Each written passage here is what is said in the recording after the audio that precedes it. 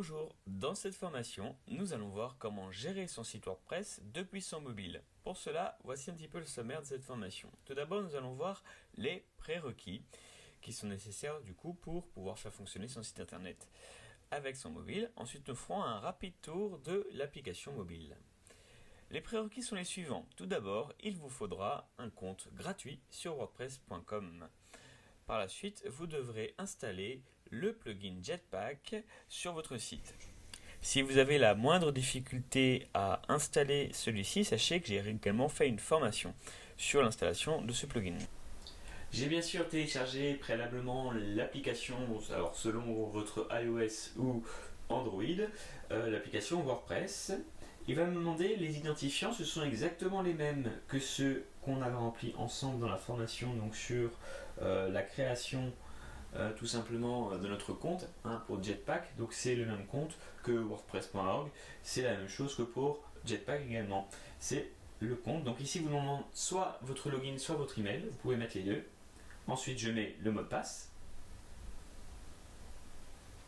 Et une fois connecté, ce qui va être intéressant, c'est donc, on va prendre onglet par onglet, on va commencer en bas par le premier onglet qui s'appelle les sites. Vous avez en haut à gauche un petit bouton retour, donc déjà c'est intéressant parce que d'ici vous pouvez ajouter un nouveau site. Donc soit sur un hébergement auto-hébergé, ce qu'on a fait nous, donc avec Jetpack, soit directement avec, si vous hébergez vos sites sur WordPress.org, vous pouvez ajouter votre site ici.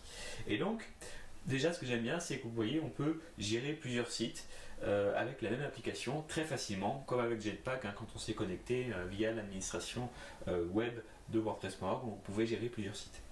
Ensuite, je vais rentrer sur un de ces deux sites, donc celui-ci par exemple. Et donc, je suis toujours dans l'onglet principal. Ce qui est très intéressant, je trouve, c'est de pouvoir avoir accès à ces statistiques.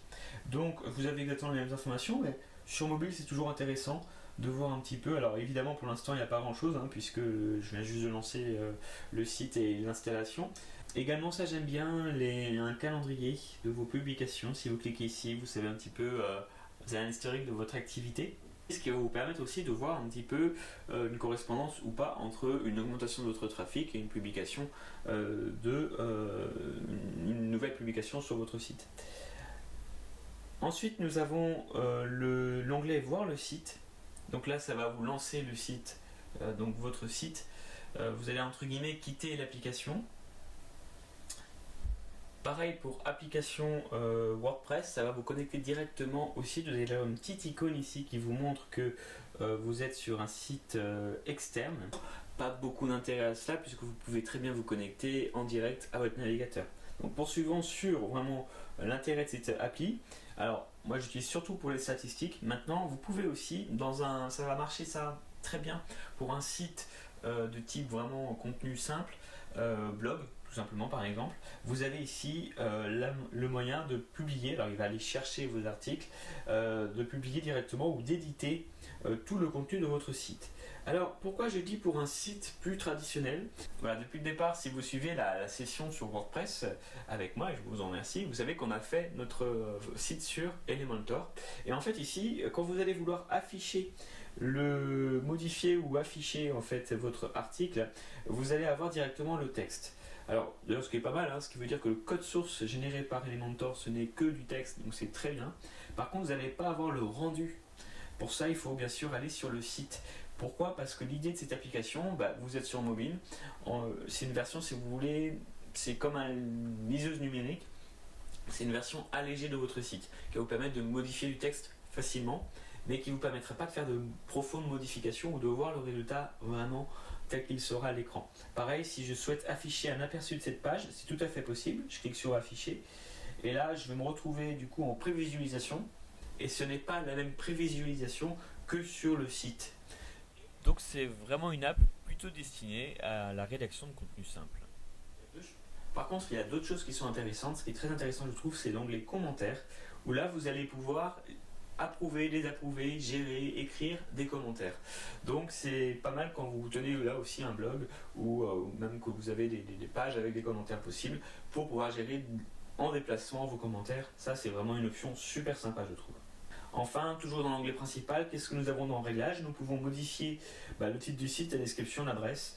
Et voilà. Bon, pour l'instant, on ne modifie pas trop, mais sachez que c'est possible via l'application, mais c'est pas des choses qu'on va modifier souvent. Dans l'onglet Moi, vous avez le profil, mais c'est le profil de WordPress.org, pas de votre site. Le paramètre de votre compte, vous pouvez bien sûr modifier si vous le souhaitez des informations.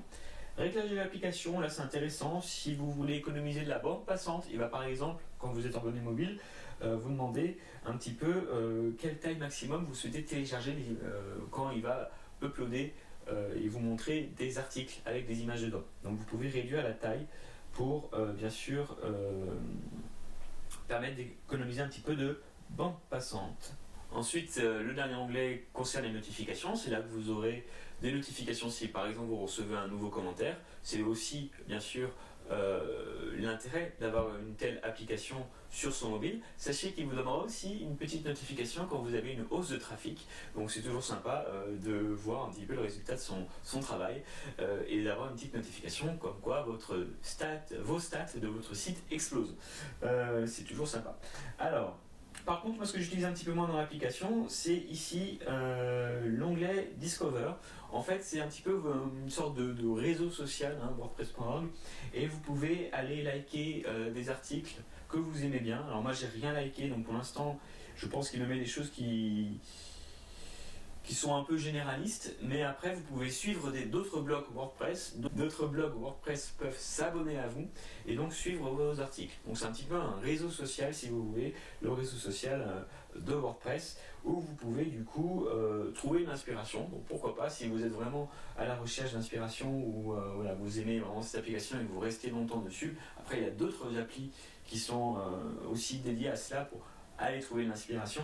Mais voilà, sachez que vous pouvez le faire d'ici. Vous pouvez très bien lire les articles des personnes que vous suivez via WordPress.org. Voilà, ce petit tour d'horizon de l'application mobile de WordPress.org est maintenant fini. J'espère que ça vous aura plu. Je vous remercie d'avoir regardé jusqu'au bout et à bientôt pour un prochain tuto. Nouveauté 2017. Retrouvez sur playformation.fr l'ensemble de mes formations ainsi que du contenu exclusif. N'hésitez pas à vous inscrire, c'est gratuit. A tout de suite.